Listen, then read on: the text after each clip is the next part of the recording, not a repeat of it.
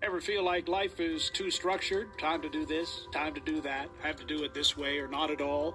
We've pushed our kids in that direction with scheduled activities. St. John Paul II teacher Angela Odesanya trying to bring them back the other way, unleashing their imaginations and creative juices with her book, Amelia's Loose Part Art. Here again is Barrie360's Ian McLennan. What was the trigger to venture into the world of being a writer? How long have you had that ambition? I have wanted to write this particular book for about 5 years. I have wanted to write a children's book much longer than that. But this book was about 5 years, and it stemmed from what I've been doing in my work in the classroom and what I've been seeing with children in my classroom.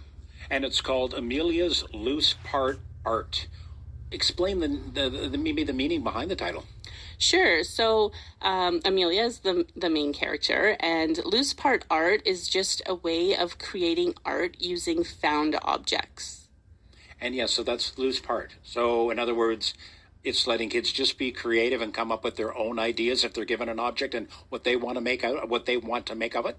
Yeah. So loose parts are basically any items that are provided to children to use in their own creative ways. So it could be rocks or buttons or sticks, pieces of fabric, anything that doesn't tell children exactly what to do with them. That's the key. So they might turn rocks into soup in the home center when they're playing in the dramatic center, or they might use buttons to create a flower design. And do you do that in the classroom yourself, where is that you give the students maybe the same sort of object, but you come up with the idea, you make something out of it? I have been doing loose part art in my classroom for a long time, so I usually provide them with like a blank piece of paper as a bit of a canvas and an assortment of items, and they sort of have a chance to be creative. Sometimes in the winter, we might give them a provocation of like, can you make a snowflake?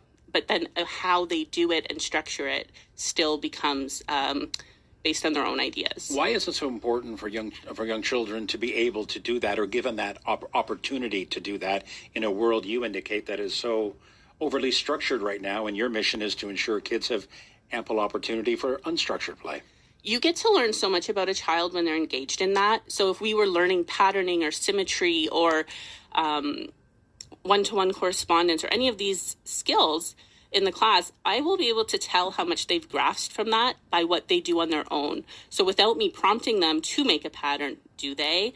Or is there snowflake? Does it turn out symmetrical? So I can see a lot of their understanding when they are engaged in this. And also if they're doing their own art piece, often they'll tell me about it. And so as they're telling me, they're doing pre-storytelling. They go into this whole world from this one creation, and if as they're telling me something doesn't make sense, they edit it.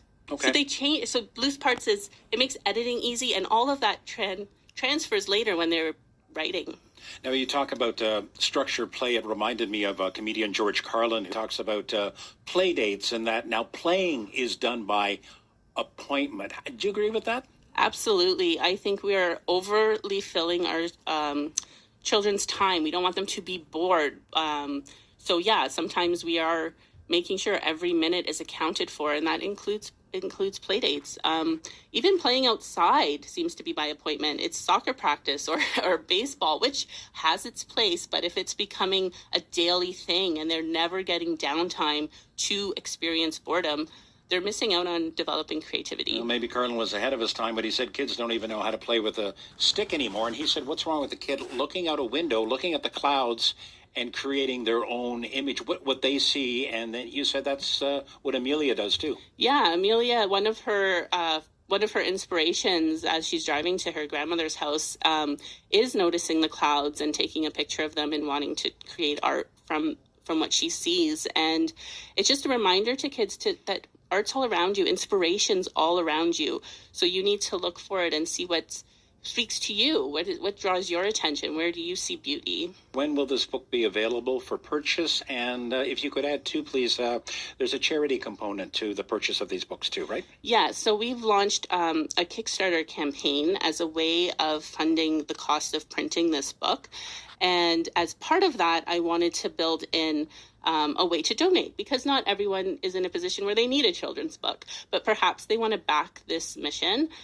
So I'm offering a chance for you to donate a copy of the book, and I'm going to collect those copies and donate them to some local hospitals, RVH, South Lake, Sick Kids, who will be able to give them to children for birthday gifts or at Christmas if they're stuck in the hospital doing their treatments. Also, there's a charity in Toronto that I like, which is called the Children's Book Bank, and they give books to underprivileged children to keep. And they state that when children own a book, they're more likely to finish school. So I think it's important that we support that. And again, the books are available how? On Kickstarter. So it's www.ameliasbooks.com. That's how you'll find the page. We already received the Projects We Love badge from Kickstarter, which means that they really like what we're doing. And we're at almost 80% of our goal already.